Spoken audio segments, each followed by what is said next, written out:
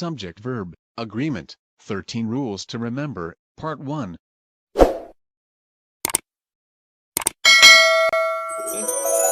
Alright, so let's dive into the rules that we need to remember about subject-verb agreement. Rule number 1, two or more subjects joined by "and" are considered plural and the verb form without an S. So dapat walang S yung ating verb kapag yung ating subject ay plural. Kapag compound subject siya, gino-join ng "and" yung mga names or yung mga nouns natin dun sa subject. For example, Jan, John, and Bob walk to the store. Walang S yung walk kasi madami yung tao na tinutukoy natin. We're referring to Jan, John, and Bob. Plural subject, we don't add S to the word walk. All right, second example here.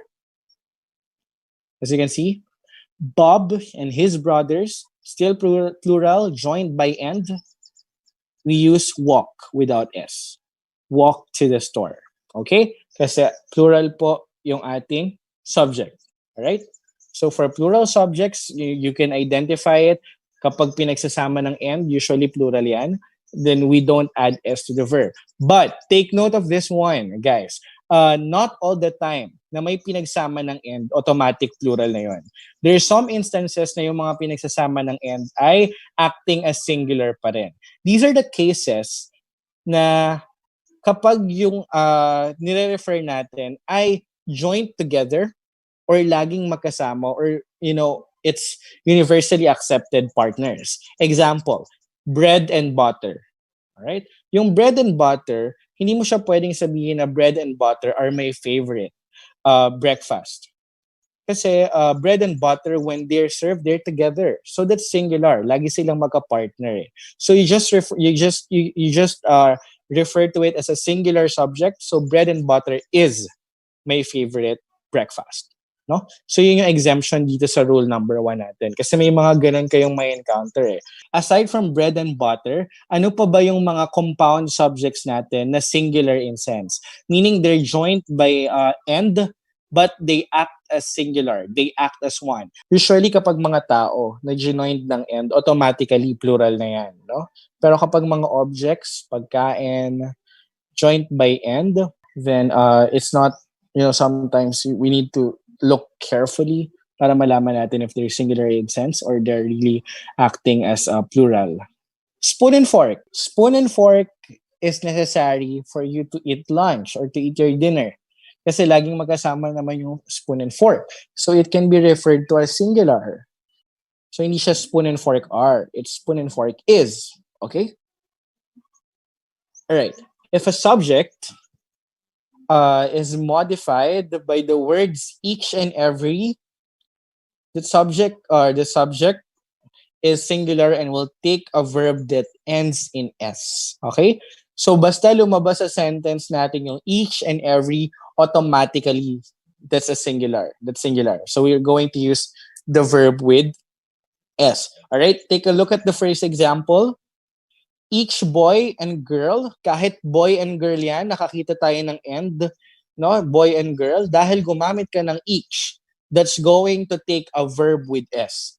So each boy and girl, kahit boy and girl, again, dahil gumamit ka ng each, walks to the store. May S yung walk natin. Alright. Try to answer the second example. Every person and animal blank the right to live.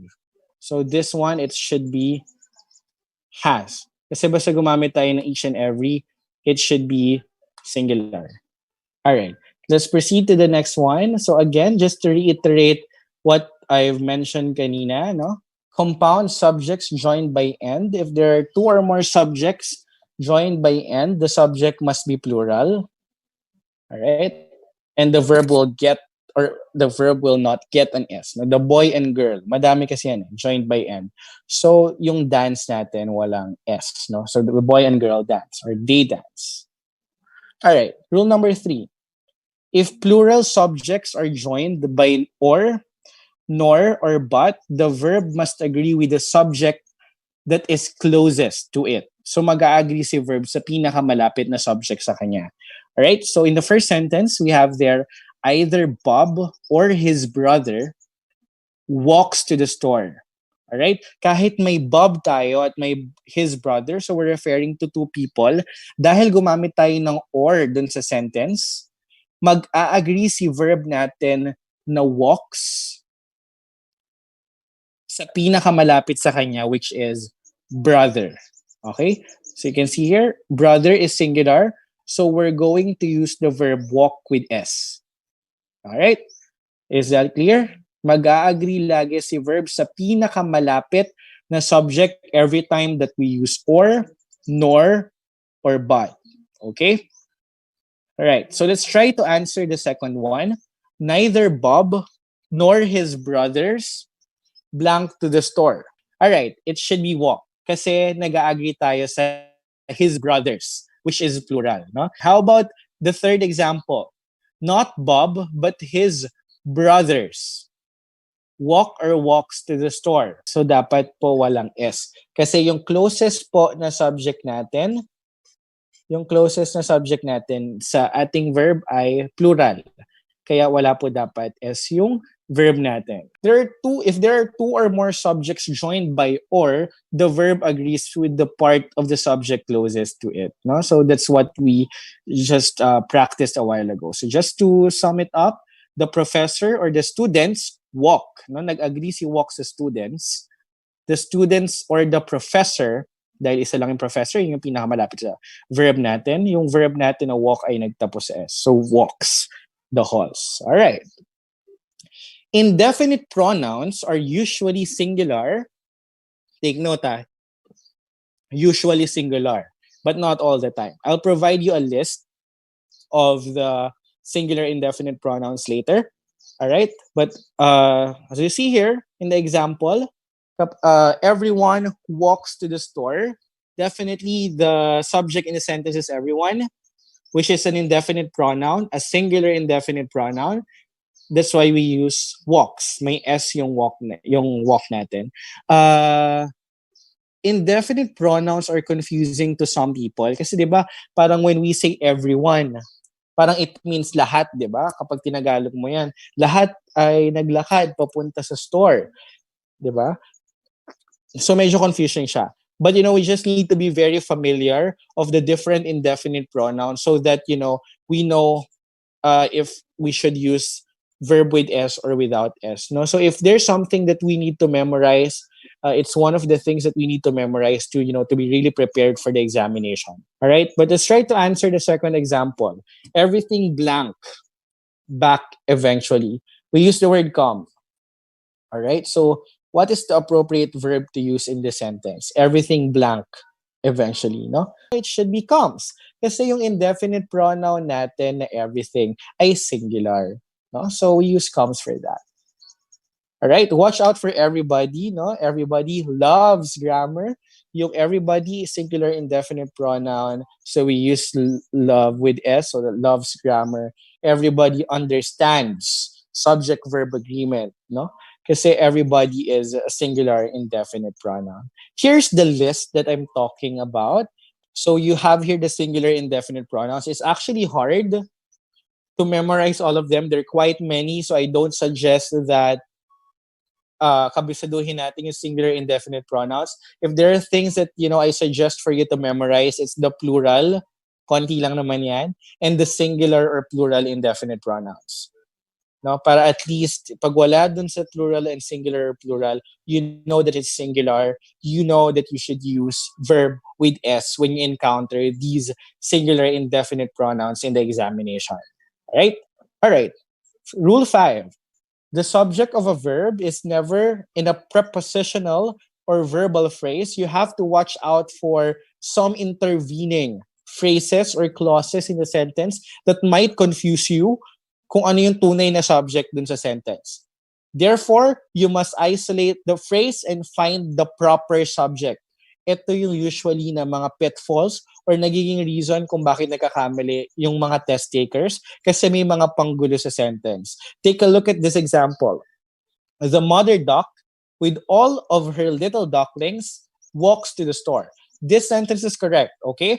It's right na ginamit yung verb na walks with S kasi ang pinaka-subject natin in this sentence ay yung mother duck. the one na naka-bold, no? Hindi po yung little ducklings. Pero confusing siya. And I understand if some of you might be, confused about it. Kasi may S yung ducklings at parang kasama siya ng mother duck. But the thing is, it's in a prepositional phrase. All right? So we should eliminate this one in the sentence. So we need to cross this out. Kasi intervening ito nakakagulo to dun sa ating sentence. We're not talking about the little ducklings. We're only talking about the mother duck. All right? So yung with kasi ay isang preposition. So one thing that you can do every time that you're going to encounter sentences like this, I suggest that the first thing that you do, you spot if there are prepositional phrases in the sentence, if there are prepositions in the sentence, then you cross that out. You will be allowed to write down on your questionnaire, if it's going to help you to really cross out those parts of the questionnaire, do so. All right, if that's going to help you, or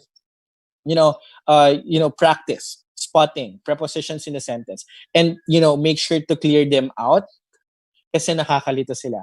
We're only talking about the mother duck in this sentence. Okay. All right. Second example, it's actually the same. It's right that we use walks kasi we're only talking about mother duck. Including all her ducklings is just an additional modifier that distracts us in finding the right subject in the sentence. All right, so we cross this as well. It's not included in our subject. No, so we're only talking about mother duck, which is singular.